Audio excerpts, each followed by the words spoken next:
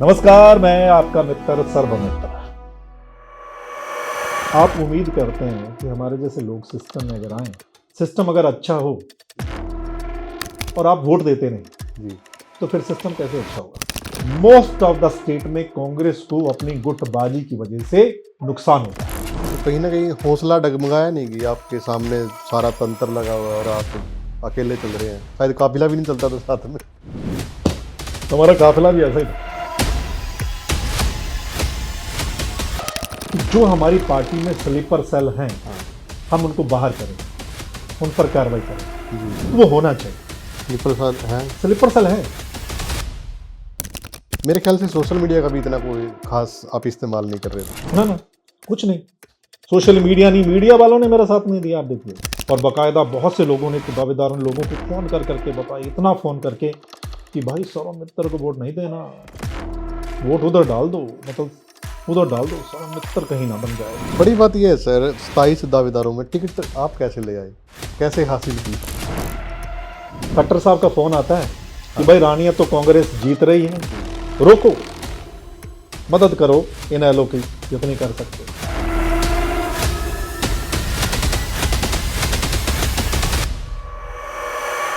लोग अक्सर पूछते रहते हैं, आपसे भी पूछते होंगे। आपका नाम जो सर्वमित्र है, ये कैमरे के सामने का नाम है या एक रियलिटी नाम ही सर्वमित्र है? छोटे से गांव में लोग कहते हैं जी फलां कैंडिडेट का तो 20 लाख आया था, फलां के 15 लाख हमारे गांव में आए थे। छोटे छोटे गांव में, और बड़े गांव में तो 50-50 लाख रुपए तक उनकी ओर से थे। आप गुटबाजी की अगर बात करें तो आप कौन से गुट से आते हैं? हुड्डा गुट से या फिर शैलजा गुट से या फिर अदर गुट से? जितने निर्दलीय हरियाणा में चुनाव लड़ रहे थे, उनको अगर मना लिया जाता तो भी हरियाणा में बड़ी आसानी से कांग्रेस की सरकार है। नमस्कार दोस्तों, द एयर न्यूज में आपका स्वागत है। और आज का जो पॉडकास्ट है बड़ा ही धमाकेदार होने वाला है, क्योंकि मेरे साथ जो गेस्ट मौजूद है वो है, नमस्कार, मैं आपका दोस्त, आपका मित्र मैं आपका सर्वमित्र। मित्र सर्वमित्र। सर लाइन से स्टार्ट कर दीजिए। नमस्कार, मैं आपका मित्र सर्वमित्र।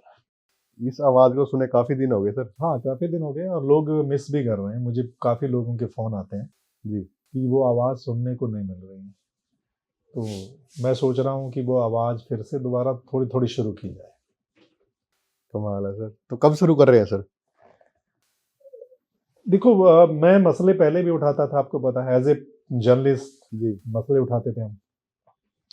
फिर पॉलिटिक्स में भी गए, चुनाव लड़ा, तो वहाँ पर भी यही सोच के गए थे कि लोगों के इश्यूज जो हैं वो उठाने भी हैं और उनको हल भी करना है। जी। कि अगर सिस्टम में आने का मौका मिल गया तो वो इश्यूज हल करने हैं सारे, जिनको हम उठा रहे थे। और अब अगर वहाँ पे नहीं बात बनी तो इश्यूज ही उठाने हैं अभी, और विपक्ष का काम भी इश्यूज उठाना होता है। जी। तो वो चाहे आप एज ए लीडर उठाएं और चाहे एज ए जर्नलिस्ट उठाएं, तो मैं वो इशू उठाता रहूँगा। चाहे मैं फील्ड में हूँ तो भी इशू उठाने हैं, और अगर मैं कैमरा के सामने बैठूंगा तो भी मैंने लोगों के इशू उठाने हैं। जी। तो वो सोचता हूँ कि वो कैमरा के सामने भी इशू जो हैं, मतलब हल्के में जाके हरियाणा में जाके इशू भी उठाए जाएं, लेकिन कैमरा के सामने भी वो इशू उठाए जाएं। धर्मित्र जी, आपकी जर्नी बहुत सारे लोग जानना चाहते हैं क्योंकि आपका ये तो पता ही है कि जर्नलिस्ट हैं, मोटी मोटी सी बातें पता है कि आप चुनाव लड़, लेकिन इसके पीछे थोड़ा शुरुआती दौर में अगर जाएं, थोड़ा सा लोगों को और पता लगे आपके बारे में, तो बताएं सर, आपका जन्म से लेकर अब तक की कुंडली बताएं सर। बस ये देखिए कि अभी तक स्ट्रगल ही चल रहा है, ठीक है। जी। मैंने मास्टर डिग्री की है, 2 मास्टर डिग्री की हैं, डबल मास्टर डिग्री मेरे पास है। एक हिस्ट्री में मैंने मास्टर किया और एक मास कम्युनिकेशन में मैंने मास्टर डिग्री किया। तो उसके बाद एज ए जर्नलिस्ट शुरुआत हुई है मेरी, दिल्ली से शुरुआत हुई है। 2 साल दिल्ली में जर्नलिज्म की है मैंने। जी। वहाँ पर भी बहुत अच्छी जर्नलिज्म मैं कह सकता हूँ, और मुझे बड़ा अच्छा मौका मिला था कि जब देश का एक बड़ा आंदोलन, जिसको हम कह सकते हैं अन्ना आंदोलन, शुरू हुआ था, तो उस समय मैं दिल्ली में रिपोर्टिंग करता था। तो उस आंदोलन को पूरे को मैंने रिपोर्ट किया था।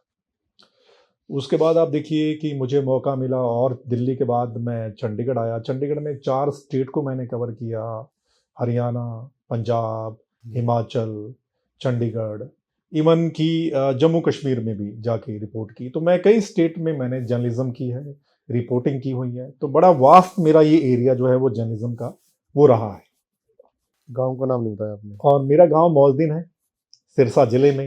रानिया मेरा हल्का है, और O2 हेड अगर कभी आपने सुना हो, और जब कभी मुझे मौका मिल गया सिस्टम में आने का, तो O2 जो हेड है, वो ऐसी झील हम बनाएंगे, वो लेक बनाएंगे कि शायद वो चंडीगढ़ की लेक से भी ज़्यादा खूबसूरत हम बनाएंगे। ये मतलब मेरे मन में है, और ये मैंने चुनाव में भी बोला था लोगों के। मैं उस हेड पे खड़ा होकर मैंने ये बात बोली थी कि यहाँ बहुत अच्छी लेक बन सकती है, वहाँ एरिया बहुत बड़ा है, बहुत बड़ा एरिया, जी, और वहाँ बहुत अच्छी डेवलपमेंट हो सकती है।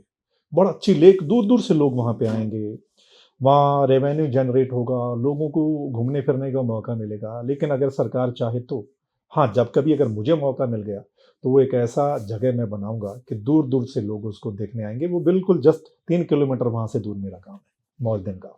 24 में आप एक ना मसला उठाते थे और हर मसले उठाते थे, लेकिन एकदम से ही राजनीति में एंट्री, तो पहले ही ये था कि 24 में तो अब चुनाव लड़ना ही है, कुछ था? या फिर एकदम से ही सारा कुछ हो रहा है जो हो रहा है? देखिए, जर्नलिज्म और पॉलिटिक्स आपस में ना अटैच हैं, ये दोनों फील्ड, है ना? कि जर्नलिज्म का वास्ता जो है वो पड़ता रहता है पॉलिटिशियंस से, है ना? तो लेकिन जब मैंने देखा भी सिस्टम को हम इश्यूज़ तो उठाते हैं, लेकिन सिस्टम में बैठ के वो इश्यूज़ हल हो सकते हैं। मतलब मेरे मन में रही है कि मैं कुछ करूँ, जी, खासकर मैं इलाके के लिए करूँ, मैं हरियाणा के लिए कुछ करूँ। अगर मुझे मौका मिले तो मैं ये काम कर सकता हूँ, ये मेरे मन में है, ठीक है? कि मुझे करना है। हुँ, तो एज़ ए जर्नलिस्ट मैं जितने इश्यू उठा सकता था, मैंने सारे इश्यू उठाए हैं हरियाणा के, हर हरियाणवी का इश्यू, हर वर्ग का इश्यू मैंने उठाया। तो मैंने सोचा, फिर इस पे भी थोड़ा ध्यान लगाया कि क्यों ना हम अगर सिस्टम में आएँगे तो हम और अच्छा काम मतलब कर सकते हैं, ठीक है? जी, तो फिर मैंने सोचा कि चलो पॉलिटिक्स में आते हैं, ठीक है? चुनाव लड़ते हैं, और अगर सिस्टम में मौका मिल गया, तो काम करना है। सबसे बड़ी बात है कि काम करना है। एक विज़न है मेरे पास। मनदीप जी, क्या होता है कि हमारे यहाँ पॉलिटिक्स का ना कल्चर अलग है। पॉलिटिक्स हमें लगता है कि नेता मतलब जो सफ़ेद कुर्ता-पजामा पहनता है, एक बड़ी-बड़ी गाड़ियाँ, उनके पास खुद की गाड़ी या 4-5 और 5-7 गाड़ियाँ पीछे होती हैं, साथ में बॉडीगार्ड होते हैं। जी, मतलब हल्के में जाता तो लोग कहते हैं नेता आ गया, नेता आ गया, नेता आ गया। वो नेता मतलब मेरी नज़रों में वो नेता मतलब वो नेता हो सकता है, लेकिन लीडर, हुँ, नेता और लीडर में फ़र्क मैं समझता हूँ। लीडर मतलब लीड करने वाला, जी, जिसके पास विज़न भी है कि वो कुछ करना चाहता है। मैं पॉलिटिक्स में विज़न लेके गया कि मुझे ये काम करने हैं। अपने हलके के लिए करने हैं, या अगर हरियाणा के लिए मौका मिलता तो हरियाणा के लिए करने हैं। मतलब मेरे पास विज़न है। मोस्ट ऑफ द पॉलिटिशियन बिना विज़न के पॉलिटिक्स करते हैं। जी, सिर्फ़ कि वो बने रहें, उनका लाव लश्कर बना रहे, गाड़ियाँ उनके पीछे हों, बॉडीगार्ड हों। ज़्यादातर नेताओं का यही होता है, विज़न नहीं होता। और वो विज़न आपको जब विधानसभा का सेशन होता है ना, वहाँ पता चल जाता है कि किस नेता में कितना दम है।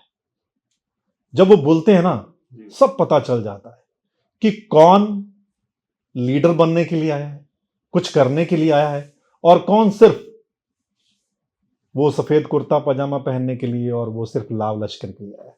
तो मैं विज़न लेकर पॉलिटिक्स में आया कि मुझे कुछ करना है सिस्टम में बैठ के, जो मैं रोज़ देखता हूँ, जो मैं खामियाँ देखता हूँ, और जो हो सकता है, मैं उसके लिए पॉलिटिक्स में आया।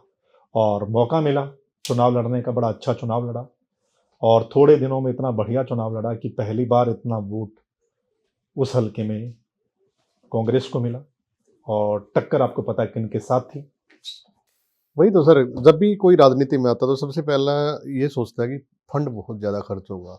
लेकिन आपने जैसे एंट्री की और आपकी जो जनसभाएँ हम देखते थे, बैठ के आप लोगों के साथ करते थे, तो फिर ये सब कैसे मैनेज मैनेज कर पाए? और वो सामने फिर चौधरी साहब लड़ रहे चुनाव। ये बिल्कुल लगता है कि यार चुनाव लड़ना है तो पैसा हाँ, बहुत चाहिए, सबसे और पहला ये। खासकर आजकल जो हरियाणा का जो कल्चर हो गया है, इतना पैसा लगता है। जी, ये मैंने जाके देखा कि कितना पैसा वहां पे लगता है। हुँ, हम तो बिना पैसे के गए, ना पैसा, ना टीम, ना मैनेजमेंट, कुछ भी नहीं था। आप देखिए, और हमारे सामने वाले जिनके जी, पास सब कुछ है, और वो कितने समय से चुनाव लड़ते आ रहे हैं, उनका परिवार चुनाव लड़ता आ रहा है, यानी वो 4 सदियों से, उनकी 4 पीढ़ियां आप गिनें, 4 पीढ़ियों से वो चुनाव लड़ते आ रहे हैं, और हम पहली बार चुनावी मैदान में उतरे। हमारे पास वो तामझाम भी नहीं है, ठीक है। लेकिन जैसे ही मैं लोगों के बीच में गया, जी, तो लोगों का इतना प्यार मिला है, इतना प्यार मिला है वहां पे, टू मच। तभी आप देखिए कि एक तरफ करोड़ों रुपया बहाया गया हमारे सामने, जो लोग सत्ता में रहे, जी जो लोग पिछले 5 साल मंत्री रहे, उन्होंने इतना पैसा बहाया। अगर कोई 5 साल मंत्री रह जाए, उसको भी इतना पैसा बहाना पड़े, तो आप उनकी हालत समझ सकते हैं कि उनकी हालत क्या होगी। और जो जिनकी 4 पीढ़ियां दूसरी तरफ जी सत्ता में हों, उनके परिवार से लोग ऊंचे पदों पर पहुंचे हों, चीफ मिनिस्टर और ऊंचे पदों पर, हाँ उनको भी अगर पैसा बहाना पड़े, जिनका गढ़ माना जाता है, और सामने कौन, हमारे पास कुछ भी नहीं, लेकिन फिर भी लोगों का इतना प्यार मिला, इतना प्यार मिला कि हम इतना क्लोज फाइट था, वो क्लोज फाइट। कोई बात नहीं, लेकिन बड़ा मजा आया चुनाव लड़के, जी और लोगों ने बड़ा प्यार दिया है वहां पे। लगभग 40,000 के आसपास हाँ, आपको वोट मिले। बिल्कुल मिले वहां पे। फिर दोबारा चर्चा में इसलिए आया क्योंकि रिकाउंटिंग भी हुई वहाँ पे। हाँ, बिल्कुल बिल्कुल, रीचेकिंग और वेरिफिकेशन का मैंने भरा, क्योंकि वो एक अधिकार होता है हमारा। हाँ और मैं देखना भी चाहता था, क्योंकि हमारे देश में ना ये चुनावी प्रक्रिया पे सवाल उठते हैं, और मैं देखना भी चाहता था उस सिस्टम को जी कि ये चेकिंग और वेरिफिकेशन होता क्या है, मतलब ये करवाते भी हैं या नहीं करवाते, या क्या करवाते हैं।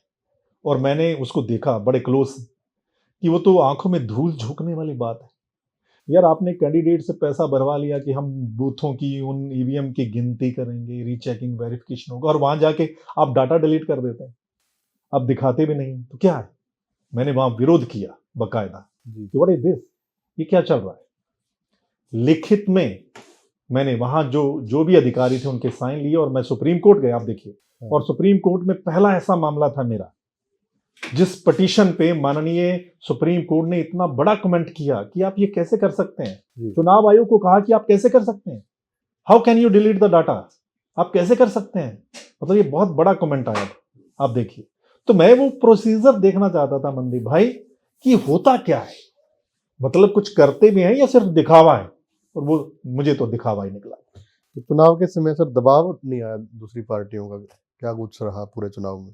नहीं, कोई दबाव नहीं, मेरे ऊपर कोई प्रेशर नहीं आया, कोई प्रेशर नहीं। और हम बड़ा, मतलब सीमित संसाधन थे हमारे पास।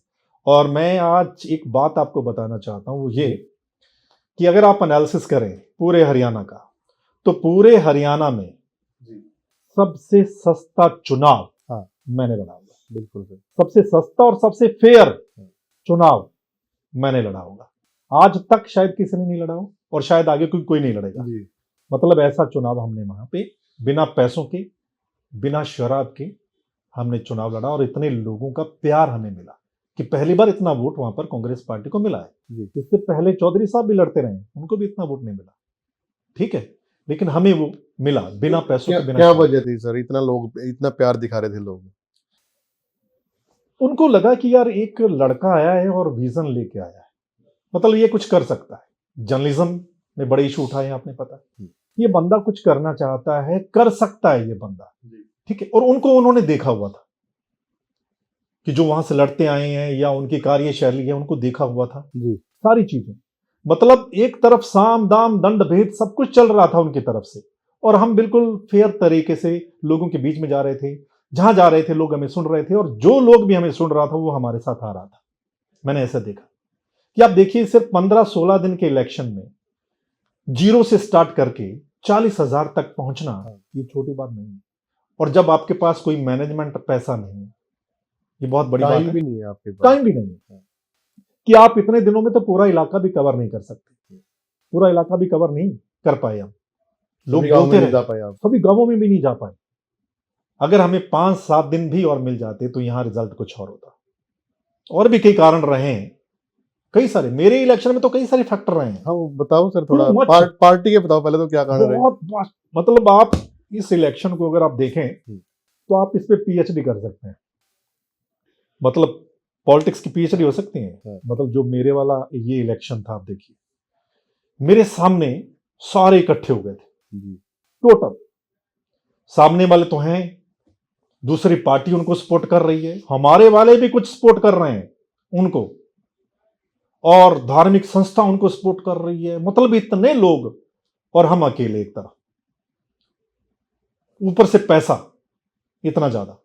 मतलब इतना कुछ था कि सामने वाले की सर्वमित्र अकेला, मतलब एक चक्रव्यूह बन गया कि चक्रव्यूह में घेर के सर्वमित्र को हराना है। तो इतना बड़ा साम दाम दंड भेद सारी पार्टियां मिल रही हैं, हमारे वाले भी मिल रहे हैं, फिर जाके उनकी पार पड़ी है। अगर एक आधा फैक्टर भी उनमें से ना होता उनके साथ, जी। हम आराम से जीते। तो कहीं न कहीं हौसला डगमगाया नहीं कि आपके सामने सारा तंत्र लगा हुआ है और आप अकेले चल रहे हैं? शायद काफ़िला भी नहीं चलता था साथ में। हमारा काफिला भी ऐसा ही था। आप उनके काफिले देख लीजिए और हमारा काफिला देख लीजिए, उनकी गाड़ियां देख लीजिए, बड़ी बड़ी गाड़ियां एक तरफ, जी। उन दोनों के पास, और हमारी छोटी छोटी गाड़ियां, हाँ। है ना। लेकिन जिस दिन हमारा रोड शो निकला इलेक्शन से 2 दिन पहले, वैसा रोड शो मेरे को लगता नहीं पूरे हरियाणा में हुआ होगा। एक भी गाड़ी किराए पे नहीं थी, 1000+ गाड़ियां लोग अपने आप लेके आए थे, जी। और हर गाड़ी फुल थी। ये नहीं कि कोई किसी को पैसे दे के बैठाया, कोई गाड़ी पैसे से आई। मतलब उस जो रोड शो था उसमें, मतलब जो सामने वाले थे उनको डरा दिया कि अब हमारे हाथ से निकल गया मामला। जी। ठीक, मतलब मैं वही कहता हूं कि सामने इतनी बड़े लोग, बड़ी गाड़ियां, पैसा, हर चीज, और हम आम लोग थे, बिल्कुल पहली बार चुनावी मैदान में उतरे थे। वो तो कई बार चुनाव लड़ चुके हैं भाई, उनके पास एक्सपीरियंस है, हमारे पास तो एक्सपीरियंस भी नहीं है। तो गाँव के प्रोग्राम कैसे बनते थे? बस गांव में भी शुरू शुरू में तो हमें पता ही नहीं कि कैसे गांव में मैनेजमेंट करना है, कैसे शेड्यूल बनाना है। कई बार तो इधर का गांव उधर का गांव, फिर क्लैश आपस में, मतलब बहुत ज्यादा ऐसे। पहले 5-4 दिन तो हमें पता ही नहीं चला कि कैसे करना है। फिर धीरे धीरे जाके थोड़ी समझ आई, जो हमारे साथी थे, फिर जाके थोड़ा सा आगे बढ़े हम। जी। लेकिन कुल मिला के जिस गांव में भी गए या जहां पे भी जाके बोलना शुरू किया तो लोग हमारे साथ जुड़ते गए। मेरे ख्याल से सोशल मीडिया का भी इतना कोई ख़ास आप इस्तेमाल नहीं कर रहे थे। ना ना, कुछ नहीं। सोशल मीडिया नहीं, मीडिया वालों ने मेरा साथ नहीं दिया। आप देखिए, जो मेरी कम्युनिटी है, जी। जिस कम्युनिटी से मैं गया, पूरे हरियाणा में अकेला मैं चुनाव लड़ रहा हूँ, मीडिया का पर्सन, तो मीडिया वालों ने भी मेरा साथ नहीं दिया। आप देखिए, मीडिया वालों को भी उस सामने वालों ने कैप्चर कर लिया सारा। हुँ, हुँ। मेरे साथ पैसा तो मैं दे नहीं रहा था किसी को भी। हाँ। मेरे पास है ही नहीं, तो मैं दे कहां से रहा था। तो बिना पैसों के तो हमारा मीडिया भी, आपको पता है आजकल क्या है ना। मीडिया वाले भी मुझे सपोर्ट नहीं कर रहे थे, वो भी उनके गुणगान कर रहे थे मोस्टली। जो इलेक्शन से पहले जिनके साथ में मैं चर्चा कर रहा था, यार हमें पॉलिटिक्स में जाना चाहिए, या जो लोग कहते हैं हम आपके मित्र हैं, आप हमारे सबसे बड़े मित्र हैं, हम ये कर देंगे वो कर देंगे, वो इलेक्शन में कहीं नजर नहीं आए। वहां जाना तो दूर, मतलब जहां जर्नलिज्म कर रहे थे वहां 2 शब्द उनके मुंह से मेरे लिए नहीं निकले, 2 शब्द उन्होंने कहीं नहीं लिखे। और वहां पर भी मतलब सर्वमित्र का कहीं नाम ना आ जाए, वहां पर भी कहते थे सिर्फ दादा पोता के बीच में लड़ाई है, सिर्फ दादा पोता के बीच में लड़ाई है, मतलब सर्वमित्र का कहीं नाम भी ना आ जाए। ऐसे भी मीडिया के लोग थे, ऐसे भी मीडिया के साथी थे, जो पहले कहते थे वाह वाह वाह वाह वाह, लेकिन जब मैं उतरा तो उस समय उनको लगा कि ये कैसे आ गया, ये कैसे टिकट ले गया, या ये कैसे चुनावी मैदान में आगे बढ़ सकता है, ये पॉलिटिक्स में कैसे आगे आ सकता है। जी। तो फिर आप देखिए कि उन्होंने क्या किया। ये हुआ मेरे साथ। तो कांग्रेस ने क्या किया? जो कांग्रेस का संगठन था, उनकी और थोड़ी सच्चाई बता दीजिए आज तो। नहीं नहीं, कांग्रेस तो आपको पता है, अंदरूनी कांग्रेस का सच्चाई, कल्चर है, अंदरूनी सच्चाई। कांग्रेस का कल्चर है। आप देखिए कि इस बार कांग्रेस ने दावेदारों से नाम मांगे बाकायदा, है ना। और मेरे हल्के में भी काफी दावेदार थे, 27 दावेदार थे मेरे हल्के में, है ना। और जब मेरे को टिकट मिली तो ज्यादातर दावेदार नाराज थे। जिसको टिकट नहीं मिलती वो नेचुरली वो नाराज होगा, है ना। तो मैं मानता हूं कि वो नाराज होंगे, लेकिन मैं सभी के पास गया, मैंने मनाने की कोशिश की कि आइए भाई साथ मिलके लड़ते हैं, पार्टी का चुनाव है भाई, है ना। पार्टी ने जिसको जिम्मेदारी दी है आप उसका साथ दीजिए, है ना। जी। लेकिन उनमें से भी ज्यादातर मेरे साथ आने की बजाय वो विपक्ष वालों का साथ दे रहे थे, विपक्ष वालों का, उसमें छोटे भी उसमें बड़े लीडर भी, वो विपक्ष वालों का साथ दे रहे थे। आप देखिए, आपके साथ तो शायद स्टेज पे भी नहीं शेयर शेयर करते होंगे वो लोग, स्टेज शेयर नहीं करते होंगे। ना ना ना, बहुत कम। मेरे को कुछ उन सभी दावेदारों में से मतलब 2-3 लोग मेरे साथ दिखाई दिए बस, ठीक है। अदरवाइज वो उनकी अलग ही मामला चल रहा था वहां पे। और बाकायदा बहुत से लोगों ने तो दावेदारों ने लोगों को फोन कर करके बताया, इतना फोन करके कि भाई सौरभ मित्तर को वोट नहीं देना, वोट उधर डाल दो, मतलब उधर डाल दो, सौरभ मित्तर कहीं ना बन जाए। उनको ये बड़ी बात ये है सर, 27 दावेदारों में टिकट आप कैसे ले आए? कैसे हासिल की? ये लोग भी वहाँ पे सोचते हैं कि यार कि ये कैसे हो गया। मनदीप भाई, मैंने मतलब जब मैंने पॉलिटिक्स में आने का फैसला किया और मैंने बात की, ठीक है, तो मेरा यही था कि मुझे सिस्टम में आना है ना, काम करने। तो जब मैंने बात की कांग्रेस पार्टी से, अपना विजन बताया और मैंने कहा कि मतलब ये मेरा हल्का है, आप कि कौन-कौन से दावेदार हैं आप मुझे बताइए। आप एक सर्वे करवा लीजिएगा, ठीक है? वहाँ पे तो आपको पता चल जाएगा कि क्या है। तो वो सर्वे हुआ बाकायदा और वो सर्वे में मतलब पता चल गया, तो उसके बाद टिकट फाइनल था कि अब सर्वमित्र चुनाव लड़ेंगे। और मैंने तभी ऐलान किया था, जब कन्फर्मेशन था, जी। तभी मैंने ऐलान किया था कि मैं अब रानिया से चुनाव लड़ूँगा। और आप देखिए कितना इलेक्शन से 1 महीना मेरे को लगता है पहले मैं इस फील्ड में आया हूँ कि मैं चुनाव लड़ूँगा। तो उसके बाद इलेक्शन ही आ गया। मतलब बहुत कम समय मिला हमें, बहुत कम समय। बस्ते संभालना सर सबसे बड़ा खेल होता है, हुँ। बूथ पे जाना, लोगों को की ड्यूटी लगाना। तो वो कैसे कुछ मैनेज खुद ही मैनेज कर रहे थे ये चीज़ें आप? खुद ही, हमारे बस कुछ साथी थे वो मैनेज कर रहे थे। खुद ही मैं भी लगा हुआ था उसमें, ठीक है? कि वो उसको सही से मैनेज किया जाए। क्योंकि आप देखिए कि कांग्रेस पार्टी का संगठन नहीं है पिछले कितने सालों से। तो संगठन तो है नहीं, हाँ। कोई वहाँ पदाधिकारी नहीं है। मैं तो जब गया तो मैंने कहा कि कुछ तो कांग्रेस की लिस्ट मुझे चाहिए, कि हमारे हलके में कौन-कौन से पदाधिकारी हैं, कोई पदाधिकारी नहीं, कोई लिस्ट नहीं। जी। तो आपको फिर पता करना पड़ता है कौन-कौन से कांग्रेसी कांग्रेस के लिए काम करते हैं, कितने सालों से लगे हुए हैं, कौन ऐसे हैं, लॉयल हैं। मतलब वो सारा पता भी लगाना और फिर पहली बार टाइम जब आप भी। चुनाव लड़ रहे हैं तो ये बड़ा मुश्किल होता है। हाँ। फिर भी हमने वो मैनेज किया, ठीक है? फिर भी हम वो चीज़ मैनेज किए और बहुत साथियों ने वो सपोर्ट किया, ऐसी बात नहीं। जिनको ज़िम्मेदारी दी, उन्होंने बड़े अच्छे से वहाँ पर ज़िम्मेदारी निभाई है जी। और आप देखिए कि बहुत अच्छा रिज़ल्ट वहाँ से निकल कर आया है। चुनाव जो ऑफिस है वो कैसे चला मैनेज किया आपने? ऐसे ही पूरा बढ़िया तरीके से या फिर नहीं, नहीं ठीक था। नॉर्मली रहता था? नहीं, नहीं ठीक था। हमारा ऑफ़िस बन गया, लोग कल बोले कि ऑफ़िस तो बनाना ही पड़ेगा। हुँ। तो ऑफ़िस बनाया भई। एक ही ऑफिस था या नहीं, नहीं कई 2 ऑफिस? ऑफ़िस बनाए हमने। एक वहाँ मंडी है और एक वहाँ मेन बाज़ार में हमने ऑफ़िस बनाया वहाँ पे। तो 2 जगह हमने ऑफ़िस बनाया और एक जगह हम खुद वहाँ पे स्टे कर रहे थे जहाँ पे। तो कुल मिला के मतलब ये हम थोड़े दिनों में हमने अच्छा मैनेज कर लिया था, थोड़े दिनों में, हुँ। ठीक है? ज़ीरो से स्टार्ट होके हम थोड़े दिनों में मतलब ये चीज़ें मैनेज कर गए थे जी। और उसके बाद जो भी साथी मेरे साथ लगे हुए थे, वो मतलब आप कहिए ना कि एक-एक बंदे ने 5-5 बंदों का काम वहाँ पे किया है। हुँ। मतलब बड़ी मेहनत की है हमारे साथियों ने। जो भी साथी हमारे साथ थे, जी। वो दिल से थे और वो बड़ी मेहनत कर रहे थे।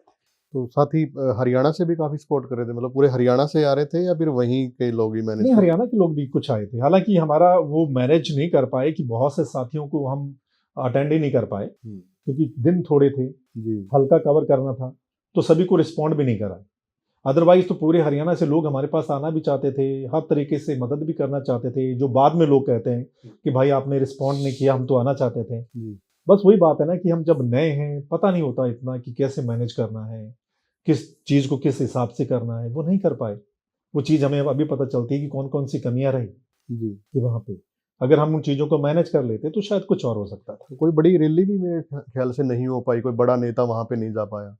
हाँ, बड़ी तो नहीं लेकिन कुल मिला के ठीक रहा कि मेरे हलके में पंजाब के 2 बड़े लीडर आए थे, आपको पता है राजा वड़िंग आए थे, हाँ। प्रताप सिंह बाजवा आए थे, उनकी 2 जनसभाएँ बड़ी अच्छी हुई थी मेरे हलके में। हुड्डा साहब का एक बहुत बढ़िया रोड शो था मेरे हलके में, बहुत बड़ा रोड शो था और दीपेंद्र हुड्डा की 2 जनसभाएँ हमने करवाई थी। हुँ, हुँ। यही था कुल मिला के, बाकी हम खुद ही लगे हुए थे, जो कुछ हो सकता था, छोटे-मोटे नुक्कड़ सभाएँ, गाँव में जाना। हाँ, मुझे इतना मतलब मैं बड़ा वो मानता हूँ अपने आप को, सौभाग्यशाली मानता हूँ कि जहाँ खड़े होके हमने बोलना शुरू किया तो लोग हमारे साथ जुड़ते गए और लोग दिल से इतने इमोशनल लास्ट में हो गए थे लोग, इतने इमोशनल हो गए थे कि मतलब बस एकदम तूफ़ान आ गया था। अगर मुझे 2 दिन भी और मिल जाते, सच में, तो रिज़ल्ट कुछ और था, सच में। चुनाव वाली रात सबसे बड़ी रात बताते हैं, तो हुँ। उसमें आप भी लोगों के घर गए, बातें उनको मनाया ये चीज़, क्योंकि वहाँ पे थोड़ा-सा अलग चुनाव माना जाता है। हाँ। वहाँ पे कहते हैं कि वोट के वोट खरीदारी भी होती है, कुछ ऐसे भी आरोप लगते हैं। तो कुछ ऐसा था वहाँ पे? हम ज़्यादा मना तो नहीं पाए, आपको पता है जहाँ खरीदारी हो रही है तो आप क्या कर पाएँगे? मेरे हलके में बहुत पैसा चला है। मेरे को लगता है आप हरियाणा को उठा देख देख लीजिए, सबसे ज़्यादा पैसा मेरे को लगता है मेरे हलके में विरोधियों ने बाँटा है। करोड़ों रुपया। और लोग कहते हैं बोरियों में भर-भर के पैसा लाते थे वो लोग, जी, उनकी टीमें, उनके परिवार के लोग। और एक-एक गाँव में अब मैं जाता हूँ ना गाँव में, सुख-दुःख में अब मैं जाता हूँ तो छोटे से गाँव में लोग कहते हैं जी, फलाँ कैंडिडेट का तो 20 लाख आया था, फलाँ के 15 लाख हमारे गाँव में आए थे। छोटे-छोटे गाँव में और बड़े गाँव में तो 50-50 लाख रुपए तक उनकी ओर से गया है। वोट खरीदने के लिए इतना पैसा मेरे हलके में बहाया गया। शराब, अंग्रेजी शराब। लोग मानते हैं यार विधानसभा के चुनाव में कौन अंग्रेजी शराब, देसी चलती होगी। उन्होंने अंग्रेजी शराब तक वहां पे बांटी है। शिकायत नहीं की आपने? मैं जब मुझे पता चलता था मैं शिकायत करता था। मैं उसी समय फोन लगा लेता था पुलिस को, बोले हाँ जी जा रहे हैं जी। मुझे लोग बोलते थे उनके घर में पैसा बट रहा है, उनके घर में बट रहा है, ये बूथ पे पैसा बट रहा है। मैं पुलिस को कहता हाँ जी जा रहे हैं जा रहे हैं। जाते जाते तो वो अपना संभाल लेते थे। पुलिस वाले होटल पे जाते थे, वो पहले ही संभाल लेते थे। इतना पैसा बांटा गया, टू मच। आप देखिए कि आप वहां के लोगों से जाके पूछिए कि कितनी पैसों की मतलब आंधी वहां पे आई है जो उन्होंने बांटा है। तभी मैं कहता हूं कि वो लोग सत्ता में रहे, जी, मंत्री रहे, फिर भी आप मुझे बनाओ ना 5 साल मंत्री, लोग अपने आप वोट देंगे, लोग प्यार करेंगे क्योंकि काम करवाएंगे। लेकिन जब आप काम नहीं करवाएंगे, जब वहां पे आप झूठे पर्चे करवाएंगे लोगों पे, तो फिर ऐसे ही हालत होगी। फिर आप पैसा जितना मर्जी बांट लीजिए, फिर उसका कुछ होना नहीं। कोई इमोशनल मूवमेंट आपके सामने आया हो, कोई बुजुर्ग आया हो, महिला आई हो, किसी ने युवा ने ऐसा कुछ कहा हो? क्योंकि वहाँ पे नशे का भी ज़्यादा प्रकोप रहता है, क्योंकि पंजाब के लगते ये सीमाएँ हैं। बड़े मूवमेंट ऐसे आए। मैं मेरा मेन मुद्दा था ये ड्रग्स। पूरे हरियाणा में मेरे को लगता है कि सबसे ज़्यादा ड्रग्स मेरे एरिया में चलता है। राजस्थान के टच करता है मेरा जो हल्का है। जी, तो मेरा मेन मकसद था कि मैं ड्रग्स को दूर करूँगा। मैं अगर आ गया सिस्टम में तो ये मेरा पहला मोटिव यही है कि मैं ड्रग्स को दूर करूँगा। जी, मैं उन परिवारों में जाता था, जिन परिवारों के बच्चे चले गए। तो मैं उन जब परिवारों में जाता था, बैठता था तो उनके परिवार वाले मतलब इतना बेचारे ना गले लग-लग के कहते थे कि बेटा हमें और कुछ नहीं चाहिए। सिर्फ नशा खत्म कर दो। कि हमारा बेटा तो चला गया, किसी और का बेटा ना चला जाए, बस हमें और कुछ भी नहीं चाहिए। तो बेचारे इतने इमोशनल होते थे। और भी बुजुर्ग जिनको उम्मीद थी, और भी लोग बोले यार आज तक तो सिर्फ बातें सुनी है, हमारे पास कोई ऐसा आया नहीं। जी। हमें आपके अंदर कुछ लग रहा है, मतलब आप कुछ करेंगे हमारे लिए। तो ऐसे बड़े इमोशनल तरीके से लोग मुझे 5 बजे मिलना शुरू कर देते थे, जहाँ हम ठहरे हुए थे। 5 बजे लोग आना शुरू कर देते थे, वहाँ पे पूरा मेला लग जाता था। और दिन में हम बाहर होते थे तो रात को फिर एक-एक करके 2 बजे तक लोग मिलने के लिए वहाँ बैठे रहते थे बेचारे। कि एक बार सब मित्र से सिर्फ मिलना है, उसको देखना है कि उसको सिर्फ 1 मिनट बात हो जाए उससे। मतलब इतना इमोशनल तरीके से लोग हमारे साथ जुड़े थे। नो डाउट उनको बड़ी उम्मीद भी थी, लेकिन चलो आगे देखेंगे। सर, पत्रकारिता में क्या है, पत्रकारिता और राजनीति तो अलग-अलग है सर। तो आप जाते थे, स्टेज सँभालते थे, क्योंकि बात बहुत सारे नाम लेने पड़ते हैं पहले तो आपको, फिर ये भी देखना पड़ता है कोई नाम छूट ना गया हो, नाराज़ ना हो जाए। तो ये चीज़ें भी शुरू में आई दिखते 1-2 नहीं दिन? आई बिल्कुल, क्योंकि आपको पता है कि जब कोई पदाधिकारी नहीं है संगठन में, जी, ठीक है? और स्टेज के ऊपर जितने लोग बैठे हैं, आप उनका प्रॉपर अगर नाम भी नहीं ले पाएँगे, नेचुरली होता है। तो हमारे साथ भी ऐसा हुआ है कि हम पूरे जब वहाँ नहीं तो मैं तो सिर्फ़ एक ही कहता था जितने हमारे लीडर हैं, हमारे सीनियर लीडर हैं, तो वो सभी आए हैं, ठीक है? उनका बड़ा धन्यवाद है, ठीक है? हम तो यही कहते थे कि जो भी आए हैं साथी उन सभी का धन्यवाद और जो साथ दे रहे हैं उनका धन्यवाद है, जी। ठीक? तो कुल मिला के वहाँ के लोगों ने बड़ा जो मतलब था वो था और जो नहीं था, वो नहीं था। जो एक्सपीरियंस, क्योंकि इनका अच्छा एक्सपीरियंस है, अर्जुन का भी अच्छा एक्सपीरियंस है, क्योंकि राजनीति परिवार से रहे हैं, तो बोलने का बड़ा अच्छा है। और आपका जो लहज़ा है वो एक अलग ही है। तो इन चीज़ों का भी डिफ़रेंस है, क्योंकि वो लोग राजनीति में है तो वो जोश ले आते हैं लोगों के अंदर। तो आपके साथ ये चीज़ें भी हुई? नहीं बिल्कुल, देखिए पता क्या है कि वो इतने लंबे समय से चुनाव लड़ रहे हैं, हाँ, उनका परिवार चुनाव लड़ रहा है, तो उनको एक्सपीरियंस तो है। हाँ। वो खुद चुनाव लड़ चुके हैं पहले। उनको एक्सपीरियंस होता है कि भाई किस तरीके से चुनाव को मैनेज करना है। जी, अच्छा बोलना क्या है ये भी उनको पता होता है, ठीक है? तो हम बिल्कुल नए, हम टिपिकल नेता नहीं हैं। मैं टिपिकल नेता तो हूँ नहीं जी, कि मैं उस तरीके से कुछ ऐसा बोलूँगा। मैं तो जो बोलूंगा मतलब वो सही बोलूंगा, अपने हिसाब से जो सही होना दिल चाहिए मैं से वही चीजें बोलूंगा। हैं वो निकल मैं रही झूठ नहीं बोलूंगा। हम्म। मैंने लोगों को साफ बोल दिया, मैंने कहा मैं आपके साथ झूठ नहीं बोलूंगा, ना कोई झूठा वादा करूंगा। जो चीज हो सकती है वो मैं आपके साथ शेयर करूंगा, कि जो मैं बोल रहा हूं ये चीज बेशक नोट कर लीजिए, वो अगर मुझे मौका मिल गया तो वो मैं करूंगा। मैं हवा में नहीं फेंकूंगा कि हम ये कर देंगे, हम वो कर देंगे, ऐसा कर देंगे, वैसा नहीं। मैं जो आपके साथ बोल रहा हूं एक तरीके का, वो पत्थर पे लकीर लिख लीजिएगा, वो मैं करूंगा। अदरवाइज मैं फालतू की चीज बोलता ही नहीं। इस बात को लोगों को ये बात पसंद भी आई कि भाई बंदा खरा बोलता है, अच्छे से ललकार के बोलता है, और टू द पॉइंट सीधी बात करता है, मतलब बात को घुमाता नहीं, फालतू के किसी की छीटा कछी नहीं करता। मैंने कोई वहां पे किसी पे पर्सनल अटैक नहीं किया पूरे चुनाव के दौरान। जी मैं सिर्फ विजन पे बात करता था, नीतियों पे बात करता था, या मुझे अगर मौका मिल गया तो मैं इस हल्के के लिए क्या करूंगा, ये मुद्दे हैं रानिया के, जो भी मेन मुद्दे हैं, और इन मुद्दों को कैसे सॉल्व करना है ये मुझे पता है। जो लोगों को टच करता था कि हाँ भाई ये मुद्दे हैं, जी और इसको सॉल्व सदियों से सुनते आ रहे हैं, सॉल्व करेंगे सॉल्व करेंगे, कोई करता तो है नहीं, लेकिन ये करेगा, ठीक है। और हम करते हैं क्योंकि हम विजन लेकर के, हमें पता है कि सिस्टम में डील कैसे करना है या उसको आगे कैसे लेके जाना है, हमें पता है, ठीक। तो ये चीजें रही, और बहुत प्यार भी मिला लोगों को। हम जो बोलते थे वो लोगों को पसंद भी आता था, और लोग इमोशनली जो है वो अटैच भी होता है। परिवार का कितना कुछ साथ मिला? परिवार तो पूरा साथ था ही। परिवार को आप मतलब बड़े हैरान रहेंगे, परिवार को पता भी नहीं था कि सरों मित्र इलेक्शन लड़ेगा। जिस दिन मैंने फर्स्ट टाइम जाके ऐलान किया ना कि मैं अब रानिया से इलेक्शन लड़ूंगा, उस दिन मेरे परिवार को पता चला ये क्या हो गया।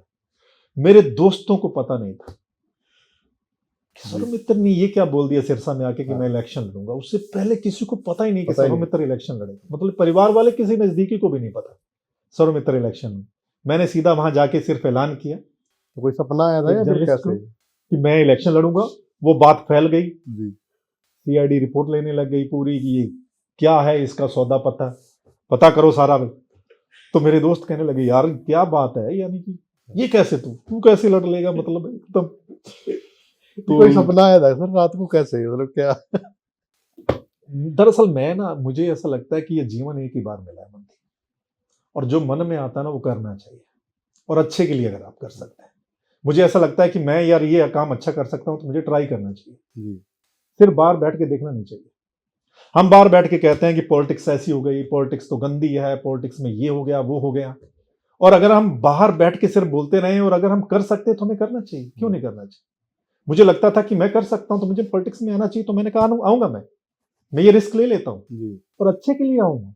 मेरे को पता ना विजन है मेरे पास, मैंने कोई लालच के लिए नहीं है, कोई लालच नहीं है अपने को, ना जर्नलिज्म में कभी लालच रहा, ना पॉलिटिक्स में कभी लालच। काम करना है, लोगों के लिए काम करना, और कभी मौका मिल गया तो वहां नजर भी आएगा कि हम काम करने वाले हैं और काम कर सकते हैं, इसलिए रिस्क लिया कि भाई पॉलिटिक्स में आना है तो आना है। काफी बड़ा रिस्क नहीं हो गया सर ये? रिस्क तो बड़ा ही, बहुत बड़ा रिस्क दाव पे लगाई। दोस्तों की बात हो रही, दोस्तों ने क्या कहा फिर? वो दोस्त कहते थे पंगा मत ले यार, पंगा मत ले, सामने चौटाला फैमिली है, वो लोग हैं जिनका गढ़ है, बड़े बड़े लोग हैं, हमारी कैसे बात बनेगी यार, है ना। ये पंगा मत लो, हमारे पास कुछ भी नहीं है, ताम झाम नहीं है, पैसा नहीं है, तो आप कैसे लड़ लेगा यार। मैंने कहा यार लड़ना है तो लड़ना है, बस जो होगा वो देखी जाएगी।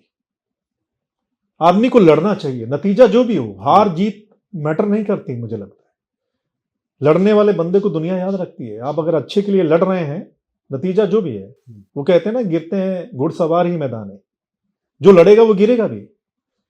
अब कोहली हर मैच में थोड़ा चलता है, कोहली दुनिया का महान बैट्समैन है, हो सकता है किसी मैच में वो 0 पर भी आउट हो जाता, हो सकता है लगातार 2-3 मैचों में आउट हो जाता, तो क्या वो लड़ना छोड़ दे? है बिल्कुल। तो मैंने कहा लड़ना है तो लड़ना है, नतीजा जो मर्जी हो। और आज देखिए लड़े, लोग याद करते हैं हाँ भाई लड़ने के लिए बंदा आया था और शिद्दत से लड़ा, बहुत बढ़िया तरीके से लड़ा, और पहली बार ऐसा हुआ कि इतना वोट लेके गया। पत्रकार और नेता के साथ कहीं ना कहीं एक अच्छे संबंध हो जाते हैं। जैसे अभय चौटाला जी आपसे मिलते थे, आप इंटरव्यू करते थे, तो एक अच्छा होता। तो कभी फोन आया बीच में कि सर मित्र ये क्या कर दिया तूने बीच में? मेरा लड़का चुनाव लड़ रहा है। नहीं, कभी फोन नहीं आया, देखिए हमारे संबंध तो हर पार्टी से होते हैं, हाँ। और आपको पता है हम तो इंटरव्यू करते थे सभी के, जी। हमने हर पार्टी के नेताओं का इंटरव्यू किया हुआ है, और हमारे संबंध सभी के साथ ही अच्छे थे, है ना। हमें तो सिर्फ सत्ता वाले पसंद नहीं करते, जो जर्नलिस्ट करता है, अच्छी जर्नलिज्म करता है, उसको सत्ता वाले कभी भी पसंद नहीं करते। जी। विपक्ष की सारी पार्टियां पसंद करती हैं, है ना, तो विपक्ष वालों को बड़ा सहयोग भी मिलता है, हाँ। और सारे पसंद करते थे। लेकिन हाँ, जैसे मैंने लड़ने का ऐलान किया तो नेचुरली है, वो इनेलो वालों को तो अच्छा नहीं लगेगा कि सौरभ और वो इनेलो के खिलाफ लड़ेगा। ठीक है, हो सकता है उनकी नाराजगी है जी। कि सौरभ हमारे साथ कैसे लड़ेगा। उनका कभी फोन नहीं आया, कभी भी। चलते चलते कई बार मुलाकात हुई है, लेकिन कभी फोन नहीं आया। फ़ोन नहीं आया। तो एक और सवाल लोग अक्सर पूछते रहते हैं, आपसे ही पूछते होंगे। आपका नाम जो सर्वमित्र है, ये कैमरे के सामने का नाम है या एक रियलिटी नाम ही सर्वमित्र है? मेरा ओरिजिनल नाम है सौरभ, और मुझे बड़ा फक्र भी होता है, क्योंकि मोस्ट ऑफ द लोग जिनको मैं अपना नाम बताता हूँ वो कहते हैं यार एक पहली बार वो नाम सुनते हैं, यार बड़ा अच्छा नाम है सौरभ, सबका मित्र। मेरे चाचा जी ने ये मेरा नाम रखा था। जब मैं छोटा था तो हमारे पड़ोसी जैसे पूरा होता था, अलग अलग जैसे बच्चों के नाम थे, तो मेरा नाम शुरू में ना, मतलब मेरे घर वाले जो ना वो दारा सिंह रखना चाहते थे, दारा सिंह, हाँ, कि इसका नाम दारा सिंह रखेंगे। क्या बात है। तो मेरा चाचा बोला कि नहीं नहीं, नाम मैं रखूंगा इस बार, ठीक है। तो उन्होंने कहा कि सर्वमित्र, उन्होंने नाम रख दिया कि सर्वमित्र, नाम स्कूल में जाके लिखवा दिया कि ये सर्वमित्र, ठीक है। तो ये नाम मेरे चाचा का दिया हुआ है, बड़ा प्यारा नाम है। और आप देखिए जब बोलते हैं तो लोगों को ये लगता है कि शायद ये टिपिकल वैसे बोलता है कि मैं हूं आपका मित्र सर्वमित्र, नाम तो कोई और है, हाँ। है ना। ये लोग, ये मेरा ओरिजिनल नाम है, डॉक्यूमेंट पे यही है, सब कुछ यही है। जी। चुनाव के बाद सर चीज़ें मैनेज करना बहुत मुश्किल हो जाता है अपने जैसे परिवारों के लिए। ये तो है नहीं, भाई करोड़ों रुपए पड़े हैं। तो फिर वो चीज़ कैसे मैनेज कर पा रहे हो आप? क्योंकि आपका गाड़ी भी चलती है, सुख-दुख में भी जाना होता है, हर चीज़ है, और ऐसी बात नहीं, आप चंडीगढ़ से अगर रतिया और रानिया जाते हैं तो काफ़ी डिस्टेंस भी पड़ जाता है। कैसे मैनेज कर रहे हैं सर? मैनेज करना बड़ा मुश्किल तो हो गया है, इसमें कोई शक वाली बात नहीं है, नो डाउट। पॉलिटिक्स में इतना खर्चा, ट्रैवलिंग इतनी होती है, बहुत ज़्यादा मुश्किल है। और जिस हिसाब की पॉलिटिक्स का कल्चर हो गया है, जी। उस हिसाब से और भी ज़्यादा मुश्किल है, ठीक है। पैसा बहुत लगता है, नेचुरली बहुत मुश्किल हो गया है मैनेज को करना। जी। लेकिन कोशिश कर रहे हैं कि हल्के में भी लोगों से, लोगों के सुख दुख में मैं कोशिश करता हूँ, देर सवेर जी। मुझे पता चल जाए, जहां पर भी मैं सुख दुख में जाता हूँ लोगों के, वहां का कोई इश्यूज होता है वो मैं उठाता हूँ जाके, ठीक है। तो धीरे धीरे कोशिश कर रहे हैं कि उस चीज को भी जो है वो मैनेज किया जाए। क्योंकि कहीं टूर्नामेंट में जाते हैं तो फिर थोड़ा सोचते ही हैं, वो भी एक ये सोचते हैं भी नेता आया है तो कुछ ना कुछ दे के जाएगा। लेकिन हमारा नेता ऐसा है जो ईमानदारी पे कायम है। नहीं, मुझे बहुत सारे लोग ऐसा बोलते हैं कि हमारे टूर्नामेंट है, हाँ। आप आइए। और कई लोग तो सीधा ही कह देते हैं कि भाई इतने पैसे, मतलब जो है वो पर्ची कटेगी। पर्ची कटेगी, फाइनल में आएंगे तो इतना पैसा है, उससे पहले आ जाएंगे तो इतना पैसा आपको देना है। तो मैं बड़ी विनम्रता के साथ फिर कह देता हूं उनको कि भाई पैसा नहीं है, हम्म। ठीक है। अगर आपको लगता है कि मुझे बुलाना है तो आप बुला लीजिए, मैं आ जाऊंगा, लेकिन पैसा नहीं, कि आप बुलाएंगे और फिर पैसा, वो चीज़ जो है वो नहीं है। क्योंकि मेरे पास वो 2 नंबर का पैसा तो है नहीं कि कोई मेरा खानदान चुनाव लड़ता आ रहा है सदियों से, और हमने इतना माल मत्ता इकट्ठा कर लिया है कि कोई फर्क नहीं पड़ता, है ना। जी। हम तो, आपको पता है कि कर्म करो वाले लोग हैं, ठीक है। तो कर्म करने से हमारा घर चलता है, तो हमारे पास वो पैसा तो है नहीं। तो इसलिए मैं लोगों को बड़ी विनम्रता से कह देता हूँ कि भाई पैसा नहीं, पैसे के बिना आपने बुलाना है तो हम आ जाएंगे। फेसबुक जो पेज है वो भी बंद कर दिया कहीं ना कहीं आपका, तो वो भी आप दिक्कतें आ रही देखिए कि है। हाँ, फेसबुक पेज मेरे चैनल का वो पिछले 2 साल से बंद है, ठीक है। मतलब जो बंदा आवाज उठाता है ना, उसको मतलब प्रेशराइज तो किया जाता है, अलग अलग वे में प्रेशराइज किया जाता है। जी। मुझे कोशिश की गई दबाने की, झुकाने की, लेकिन जब मैं दबा नहीं, जब मैं झुका नहीं, तो उन्होंने कहा ये क्या हो सकता है फिर, तो इसका चैनल बंद करो। तो जो मेन चैनल जिससे मुझे रेवेन्यू आता था, जिससे मेरा घर चलता था, वो पेज बंद कर दिया। आप देखिए पिछले 2 साल से वो बंद है। तो मेरी रोजी रोटी पर अटैक किया, ठीक है, कि चैनल पे अटैक किया, उसको बंद किया। मुश्किलें आई हैं, लेकिन मुश्किलों के दौर में भी मैं ना, मनदीप भाई, बड़ा पॉजिटिव बंदा हूं। बड़ा आशावादी। क्या कहते हैं कि जब कोई विपरीत परिस्थितियां होती हैं तो उसमें भी मैं कुछ ऐसी लाइट देखता हूं कि जो आने वाले समय में ये हमारा साथ देगी, आने वाला समय हमारा अच्छा होगा। तो वो जो जैसा मैंने पहले कहा, स्ट्रगल चल रहा है, और जिंदगी में जिस बंदे ने स्ट्रगल नहीं किया ना, तो वो जिंदगी जिया ही नहीं। जो लोग, मैंने कहता है कि बड़े घरों में पैदा होते हैं, वो संघर्ष नहीं करते हैं, उनको पता ही नहीं फील्ड में होता क्या है, आम लोग, आम जिंदगी क्या होती है, तो वो तो उस चीज से कट गए ना। हमने कैसे स्ट्रगल करके एक नाम बनाया पत्रकारिता में, कितना स्ट्रगल किया। और आप देखो, चैनल चलाना और बेदाग चैनल चलाना बहुत मुश्किल है, बहुत मुश्किल। घर चलाना, चैनल चलाना बहुत मुश्किल है, वो हमने किया, ठीक है। और तभी इतना प्यार मिलता है, पूरे हरियाणा से प्यार मिलता है, अपने हल्के से प्यार मिलता है कि ये बंदा ना तो झुका ना बिका, ठीक है। और जो बंदा झुकता नहीं, बिकता नहीं, उसको फिर कहीं ना कहीं टॉर्चर किया जाता है। टॉर्चर मुझे भी किया गया, ठीक। लेकिन मैं बड़ा, जैसे कहता हूं, बड़ी उम्मीद लेके आया हूं, बड़ा पॉजिटिव हूं। मुझे लगता है कि करेंगे, और चुनौती जितनी बड़ी होती है ना, आदमी का हौसला और उतना बड़ा हो जाता है। मैं दिग्विजय चौटाला का बयान देख रहा था जिसमें आपने आपकी फेसबुक वॉल पे भी लाया है। एक इंटरव्यू में वो कह रहे हैं कि वो चुनाव सच में बड़ा टफ था, और वहाँ पे रणजीत चौटाला जी की बात करें या फिर अर्जुन की बात करें तो मुश्किल से जीते। सभी को एहसास है। अब आप हल्के में जाके पता कर लीजिए, थोड़े समय पहले कांडा का बयान आया था ना, हाँ। कि खट्टर साहब का फोन आता है कि भाई रानिया तो कांग्रेस जीत रही है, रोको, मदद करो इन एलो की जितनी कर सकते। कांडा ने बोल दिया, सब कुछ सामने आ गया। हाँ। किस तरीके से वहां सारे मिलकर चुनाव लड़ रहे थे, आप देखिए, है ना। अब दिग्विजय का बयान आता है कि भाई वो तो हमने थोड़ी सी वो वहां पे कुछ कर दिया इस वजह से, नहीं तो वहां पे रिजल्ट क्या होना था, उन्होंने बयान कर दिया। तो अब खुद ही वो, उनको एहसास हो रहा है, या वो लोग सामने लेकर आ रहे हैं कि सर्वमित्र को किस तरीके से चक्रव्यूह में घेर के सभी लोगों ने हराया था। उसमें सभी मिल गए थे ये लोग, ठीक है। तो ये मतलब बहुत अच्छी बात है मेरे लिए कि मुझे हराने के लिए सब इकट्ठे हो गए, है ना, सब इकट्ठे हो गए मुझे हराने के लिए, और इतना पैसा भी बहाना पड़ा यार। तो मतलब हमने बड़ा अच्छा काम किया, हमने ठीक काम किया, ठीक है। ये लोग भी अब मानते हैं, और बहुत से लोग तो अब उनको पछतावा भी हो रहा है कि उन्होंने उस समय हमारा साथ नहीं दिया। अब मैं जब जाता हूं तो वो लोग कहते हैं यार हमारे से गलती हो गई। मुझे आज ही किसी का फोन आया, तो वो बोले यार आप बड़े मुद्दे उठाते हो, आपने कल भी बड़ा अच्छा मुद्दा उठाया है, तो मेरे मेरे हल्के से था वो, तो प्लीज हमारा भी एक मसला है वो उठाओ। तो मैंने कहा जरूर, मैं तो हमेशा मसले ही उठाता हूँ यार, मैं भी उठा दूंगा। तो मैंने वैसे ही पूछ लिया, मैंने कहा यार वोट किसको दिया था? बोले भाई सच बोलूंगा, हमने आपको वोट नहीं दिया था। तो मैंने कहा आप उम्मीद करते हैं कि हमारे जैसे लोग सिस्टम में अगर आए, सिस्टम अगर अच्छा हो, और आप वोट देते नहीं, तो फिर सिस्टम कैसे अच्छा होगा? एक तरफ आप कहते हैं कि सिस्टम पाक साफ होना चाहिए, सब ठीक होना चाहिए, और दूसरी तरफ अगर आप सिर्फ उस समय जाति पाति धर्म पैसा इसमें बढ़ जाएंगे, तो फिर कैसे बात बनेगी?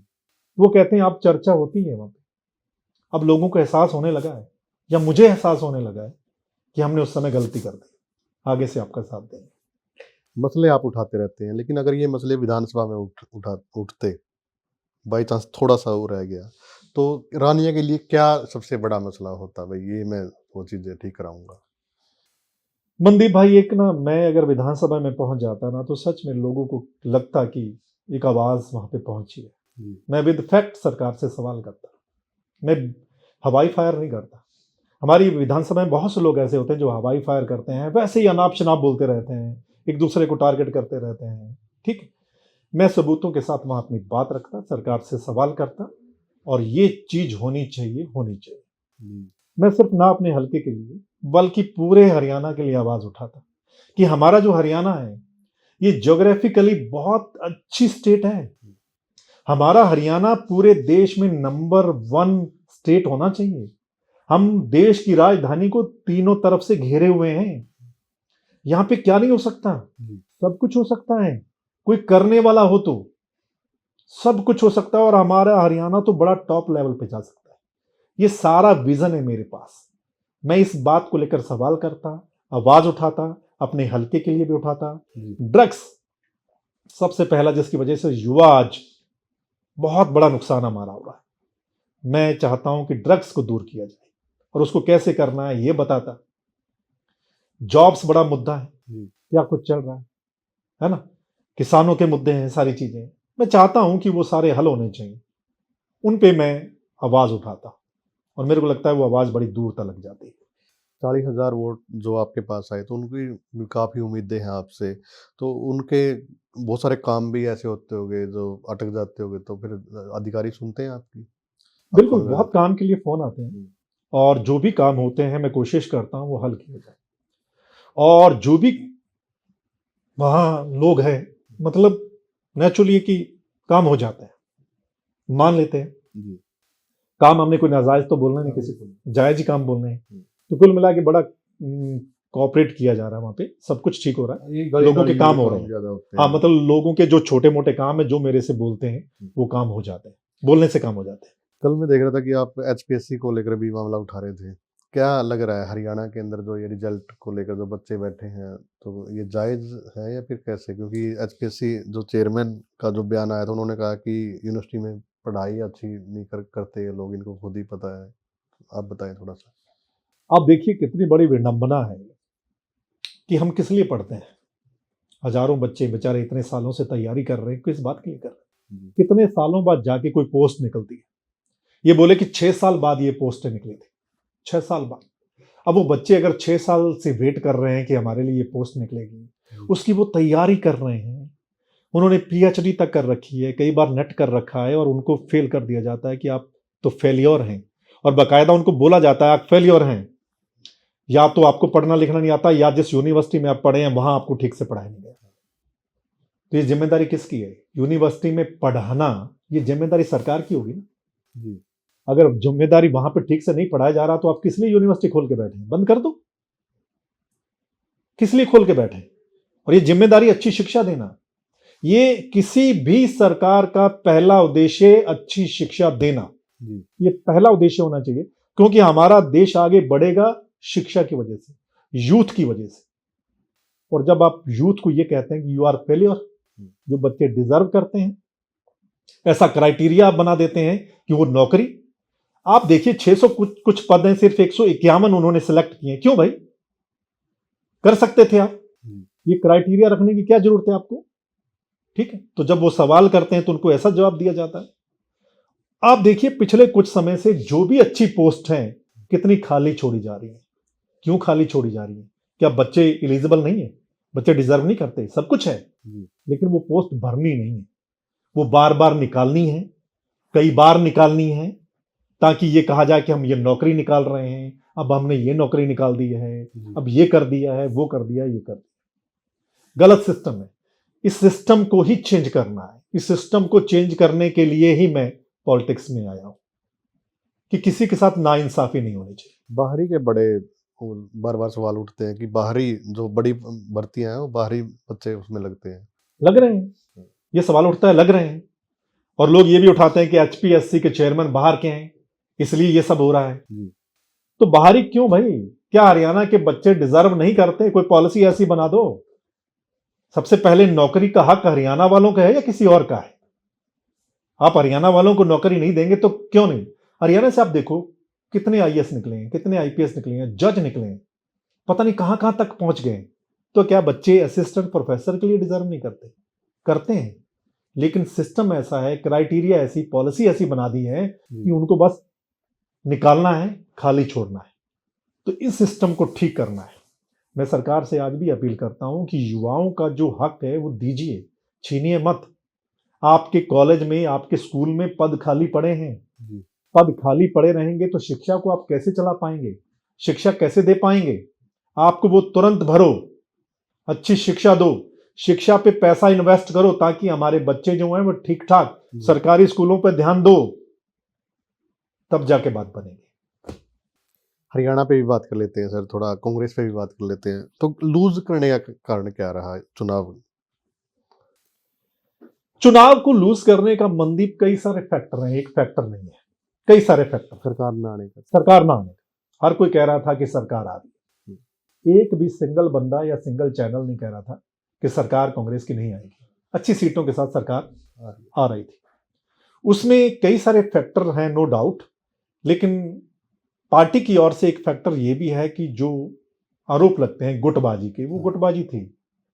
गुटबाजी का बहुत बड़ा नुकसान ना सिर्फ हरियाणा में बल्कि कई स्टेट में, मैं मानता हूं, मैं एज ए जर्नलिस्ट भी कहता हूं, मैं इससे वो नहीं कि ये बात कहने से ऐसा कुछ है, एज ए जर्नलिस्ट भी मैं कहूं, एज ए एक्सपर्ट कहूं, मोस्ट ऑफ द स्टेट में कांग्रेस को अपनी गुटबाजी की वजह से नुकसान होता है। और अगर ये गुटबाजी दूर ना हुई तो ये नुकसान होता रहेगा।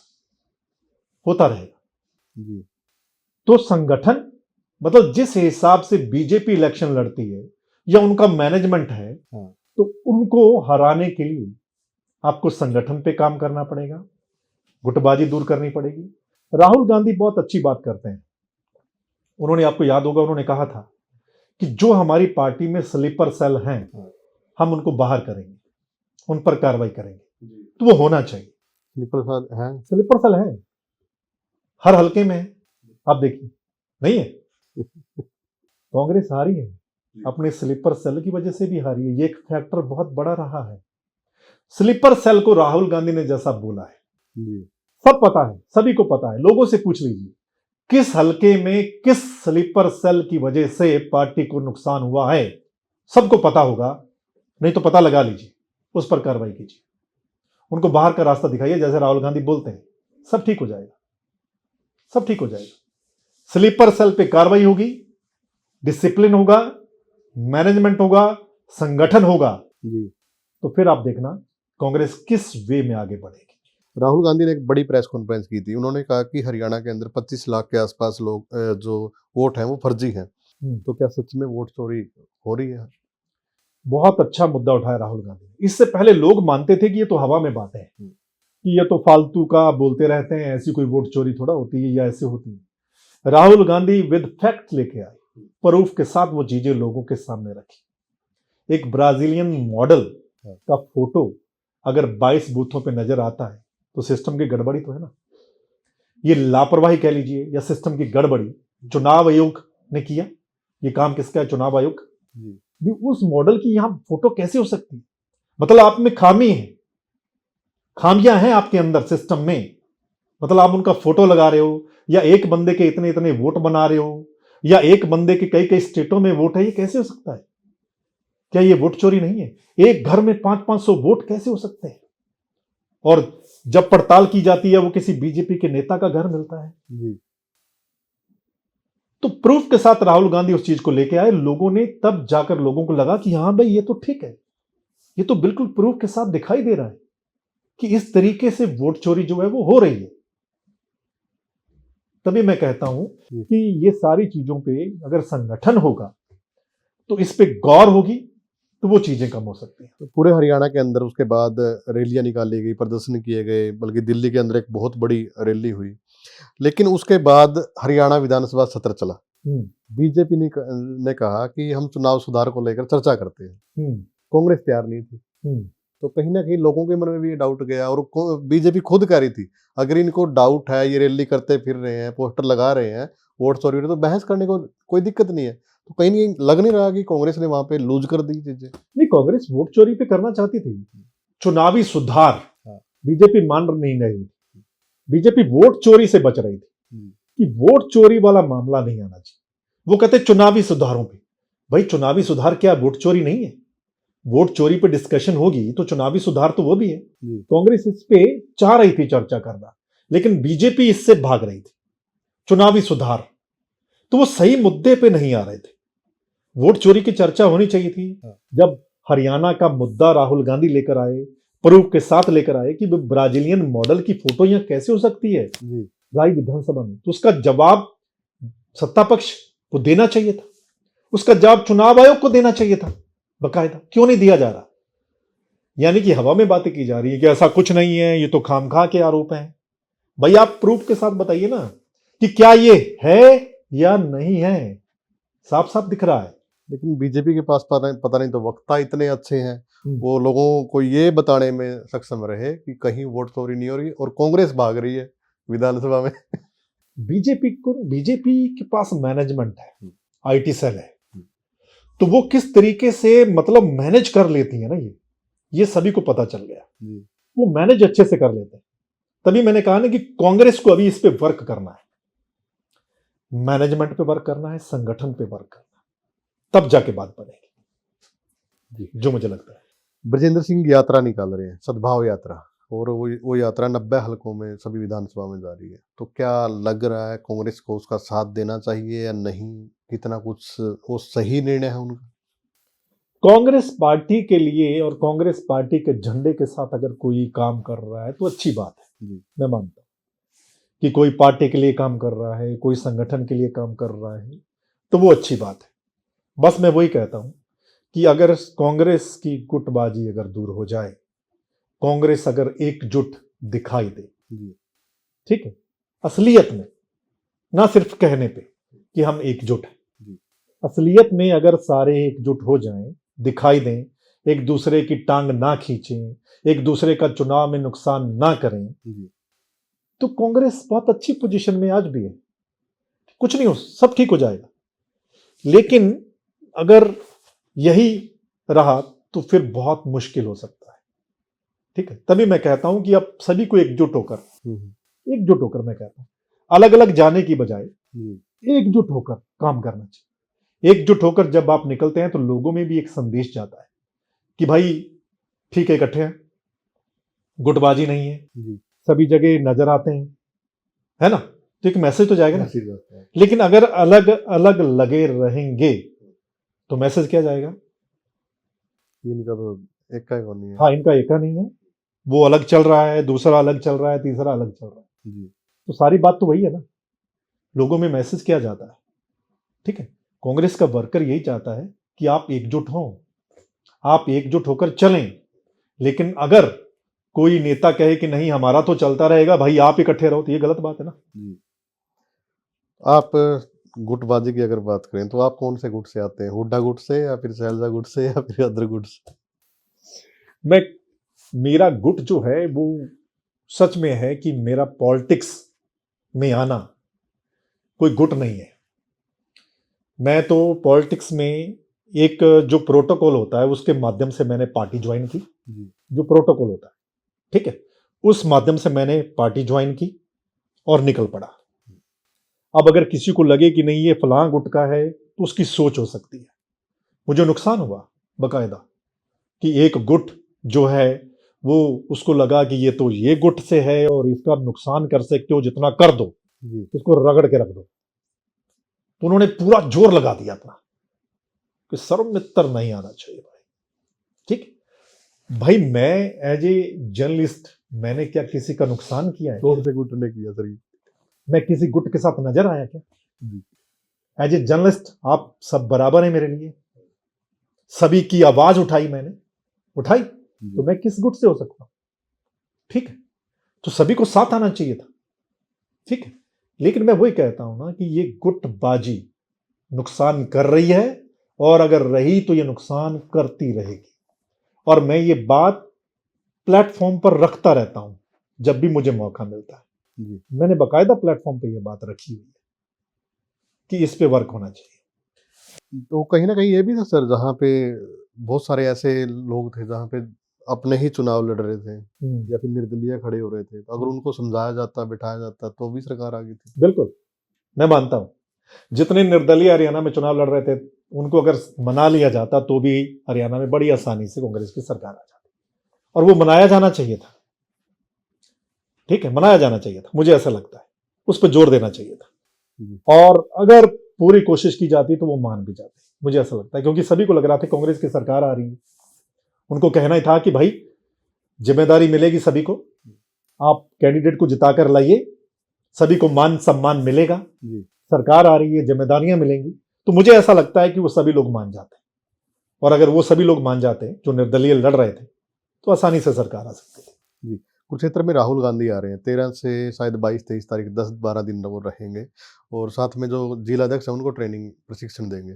तो कुरुक्षेत्र ही क्यों चुना गया और क्या लगता है कि कुछ होगा इन ट्रेनिंग से? मुझे ये तो नहीं पता कि कुरुक्षेत्र क्यों चुना गया, कहीं तो ये ट्रेनिंग होनी ही थी। हो सकता है कि कुरुक्षेत्र के मिडल में पड़ता है हरियाणा के, जी, सभी का वहां पे पहुंचना आसान होगा, ठीक है, शायद इस वजह से। जी, और कुरुक्षेत्र अपने आप में बड़ा एक तो हिस्टोरिकल पैलेस है। राहुल गांधी अगर यहाँ पर आ रहे हैं तो और अच्छी बात है। जी, राहुल गांधी अगर 2 दिन की ट्रेनिंग देंगे तो कुछ सीखने को मिलेगा। जो नए प्रदेश अध्यक्ष बने हैं, काफी समय बाद आपको पता संगठन बना है। जी, और अगर मैं वही कहता हूं कि संगठन अगर बने और बने, जो पद खाली हैं वो भरे जाएं, तो नेचुरली एक टीम बनेगी। टीम से ही बढ़ा जाएगा आगे, अकेला बंदा नहीं। टीम से ही सब कुछ होता है और टीम वर्क ही पार्टी को आगे लेकर जाएगी। तो ये चीज अच्छी हो रही है। मैं मानता हूं कि अगर ये प्रशिक्षण शिविर लग रहा है तो उसमें जब भी कोई चर्चा होती है, विचार विमर्श चर्चा होती है, उसमें से कई चीजें निकल के आती हैं, पॉजिटिव चीजें निकल कर आती हैं। आदमी को पता चलता है मेरे में कमियां क्या है या और मैं क्या कर सकता हूं। पार्टी को पता चलता है कि क्या चीज हमारे से रह गई, क्या हम और कर सकते हैं। नेचुरली जहां विचार पैदा होता है वहां बड़ी सारी चीजें निकल कर आती हैं। तो ये चीजें होती रहनी चाहिए, मेरे को ऐसा लगता है। तो सर कुर्ता पजामा नहीं आप डालते क्या? नेता वाली फीलिंग तो आनी चाहिए। कुर्ता पजामा की बड़ी बात उठती है कि यार कुर्ता पजामा नहीं डालते आप, या आपको कुर्ता पजामा डालना चाहिए। ऐसा नहीं है कि मैं कभी कुर्ता पजामा नहीं डालता, मैं कभी कभी डाल लेता हूं। लेकिन हाँ, सिर्फ मैं पॉलिटिक्स में आ रहा हूं इस वजह से कुर्ता पजामा पहनना शुरू कर दूं, मेरे को ये ठीक नहीं लगता। मेरे को लगता है हाँ, कभी पहन भी लूंगा मैं, ऐसी बात नहीं कि मैं बिल्कुल ही कुर्ता पजामा को अवॉइड करता हूं, ऐसी बात भी नहीं है। काफी लंबे समय से मैंने वो कपड़ा लेके रखा हुआ, सिलवा ही नहीं रहा हूं।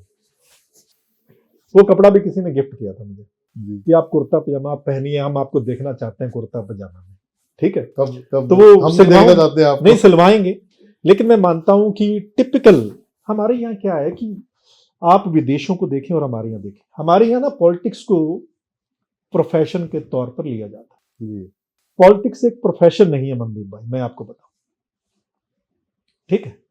पॉलिटिक्स को जो पूरे तरीके से प्रोफेशन मान लेते हैं ना, तो वो भी ठीक नहीं है, मेरे को लगता है। हाँ। ये कोई जरूरी नहीं आप एक बार चुन गए तो आप हमेशा रहेंगे, हाँ बिल्कुल। कल को लोग आपको उतार भी सकते हैं। तो पॉलिटिक्स हमारा प्रोफेशन नहीं हो सकता, ठीक है। मैं कोई और भी काम कर रहा हूं, साथ में पॉलिटिक्स कर रहा हूं, तो इसको लोगों को गलत भी नहीं देखना चाहिए। बहुत सारे लोग मुझे बोलते हैं भाई अब आप तो पॉलिटिक्स में आ गए, अब आप पत्रकार नहीं रहे। ये क्या है भाई? क्यों नहीं मैं पत्रकार हूं, या क्यों नहीं मैं आवाज उठा सकता, क्यों नहीं मैं लोगों के इशू उठा सकता? आप मुझे बताइए। मैं कोई 2 नंबर का पैसा तो मेरे पास है नहीं हाँ। कि मैं all the time politics politics politics करता रहूं। मुझे अपना घर चलाना है, जी, मुझे काम भी तो करना है। वो जो मेरा काम है जिससे मेरा घर चलता है, मुझे करना है। उसके अलावा पॉलिटिक्स करनी है। हाँ। मैं सिर्फ पॉलिटिक्स ही करता रहूंगा तो मेरा कैसे काम चलेगा?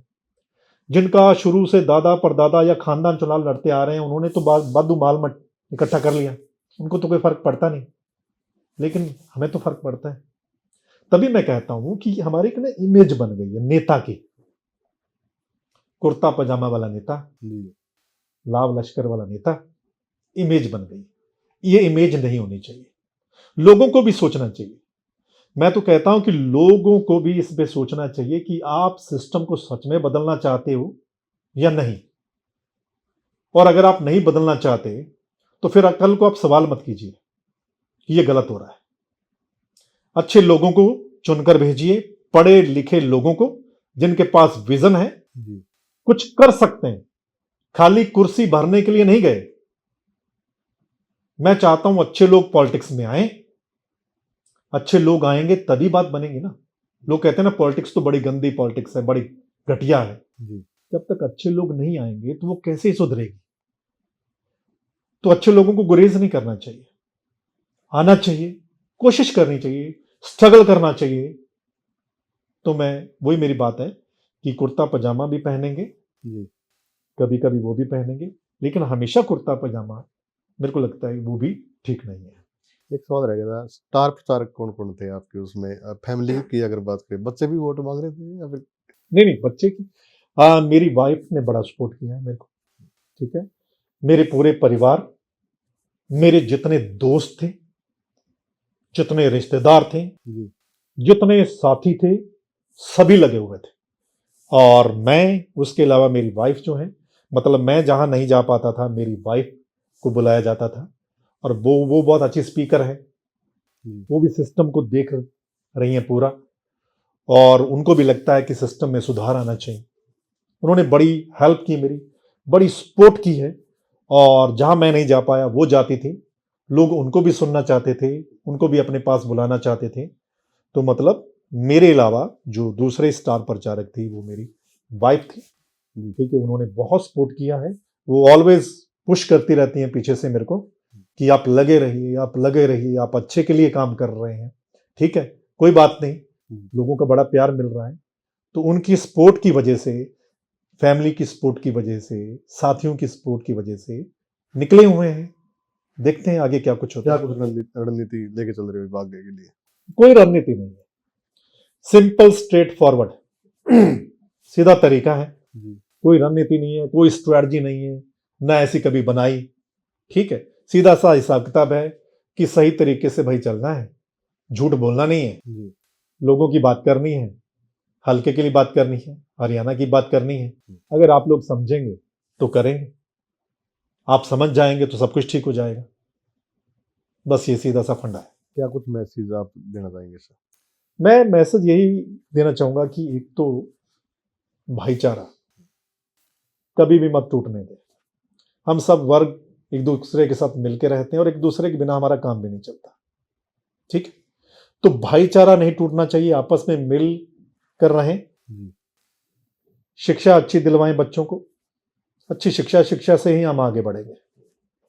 खिलवाएं बच्चों को, जितना स्पोर्ट्स की तरफ ध्यान देना चाहिए, हमारा हरियाणा स्पोर्ट्स में बहुत आगे है, और अगर इस पे ध्यान दिया जाए, कभी मुझे मौका मिल गया ना सिस्टम में, तो हरियाणा को इतना ओवर स्पोर्ट्स में आगे लेके चले जाएंगे, आप देखना।